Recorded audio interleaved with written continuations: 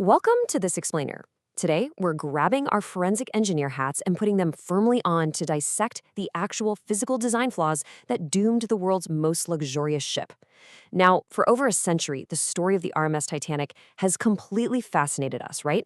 But we aren't going to be looking at the human tragedy today. Instead, we're zooming in strictly on the mechanics. We're looking at the specific engineering design flaws that made this magnificent, supposedly invincible vessel so profoundly vulnerable to a single mountain of ice. This ship is unsinkable. I mean, we've all heard that famous quote, right? It was this incredibly bold declaration made by the vice president of the White Star Line. But here's the thing you really have to understand. This bold claim wasn't just aggressive public relations. It wasn't just marketing spin. It was a genuine, deeply held, and ultimately absolutely deadly overconfidence in the ship's physical blueprints. They truly, literally believed their engineering had conquered the ocean. So, here is our blueprint for today. 1. The unsinkable myth. 2. Impact, ice versus metal. 3. Flaw 1, the hull. 4. Flaw 2, watertight compartments. And finally, 5. The lifeboat miscalculation. Okay, let's dive right into section 1, the unsinkable myth. To really wrap our heads around the sheer scale of this engineering disaster, we first have to grasp the massive scale and luxury of the ship itself. The Titanic originally cost about $7.5 million to build back in the day. Adjusted for inflation, that is a staggering $400 million investment. And it was packed to the brim with amenities completely unheard of on the ocean.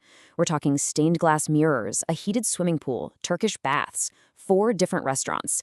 It was an absolute marvel of modern luxury. But beneath all that 5-star glitz, there was the security. The entire unsinkable myth rested primarily on 2 highly touted engineering safety features, a double-bottom hull and 16 separate watertight compartments. The public, the media, and even the engineers themselves firmly believed these 2 specific design choices made the ship completely immune to sinking. Well, we're about to test these supposed safeguards against reality. Moving right along to section 2, impact, ice versus metal. Let's set the scene and examine the sheer physics of what actually went down during that 11:40 p.m. collision. So, after multiple ice warnings, lookout Frederick Fleet spots an iceberg directly ahead. The crew desperately attempts to steer left, but, it was just too late. The iceberg didn't hit them dead on, though. It grazed the front right side, directly striking the bow. That's the frontmost part of the hull.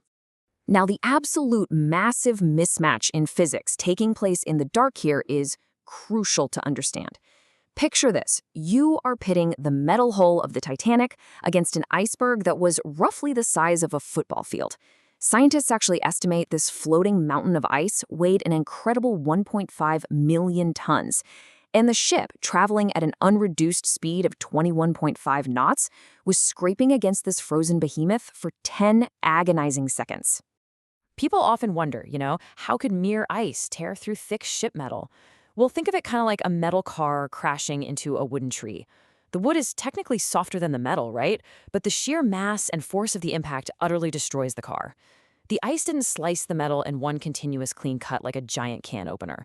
Instead, the massive weight of 1.5 million tons caused severe blunt force trauma.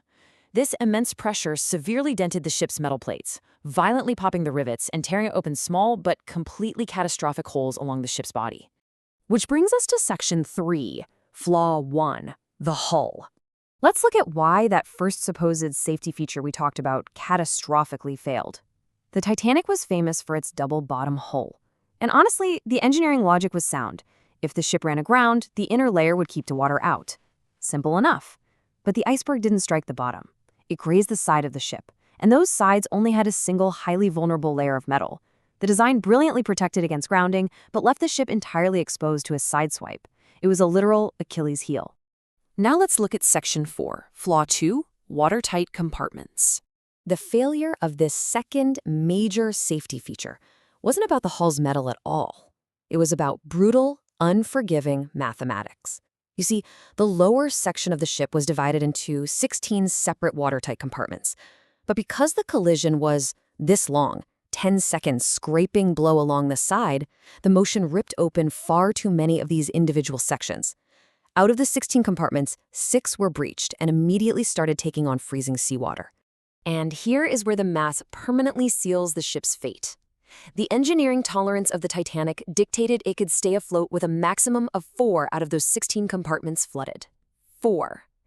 It would have made absolutely no difference to the ship's buoyancy, but 6 compartments were actively filling with water.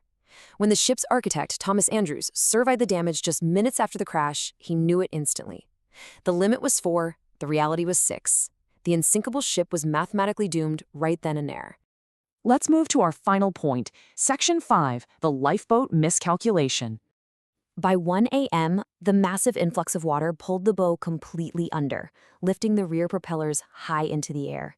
In this terrifying moment, a final, absolutely fatal design choice revealed itself. Notice the immense gap in capacity here. With approximately 2,200 people on board, the 20 lifeboats provided only had room for roughly 1,200. I mean, think about that math for a second. Even with a perfect loading process, roughly 1,000 people had absolutely zero physical chance of escape from the freezing ocean. And what you should really take away from this is that this massive shortage wasn't a loading error. It wasn't a careless oversight by the crew on the dock. It was a deliberate design choice by the company. The builders genuinely believed their engineering made lifeboats redundant. They literally thought the ship itself was its own lifeboat. Because it was unsinkable, lifeboats were deemed as mostly unnecessary clutter that just took up valuable deck space where first-class passengers could be strolling. Look at how insanely fast this cascade of engineering failures played out. The collision happens at 11:40 p.m.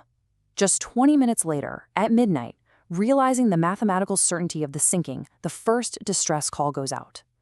By 2:05 a.m., the last grossly inadequate lifeboat is lowered away, and at 2:20 a.m., the extreme angle of the sinking ship causes it to physically break into 2 halves. It took less than 3 hours for a supposedly perfect engineering marvel to completely succumb to the ocean. So, as the remains of the Titanic slowly disintegrate 3.8 kilometers beneath the surface of the Atlantic, we are left with a pretty chilling realization. When we look at those single-layered sides, the flooded watertight compartments, and the tragically missing lifeboats, we really have to ask ourselves, when we engineer the impossible, do our greatest safety measures ultimately fail because of the harsh environment or because of our own blind overconfidence?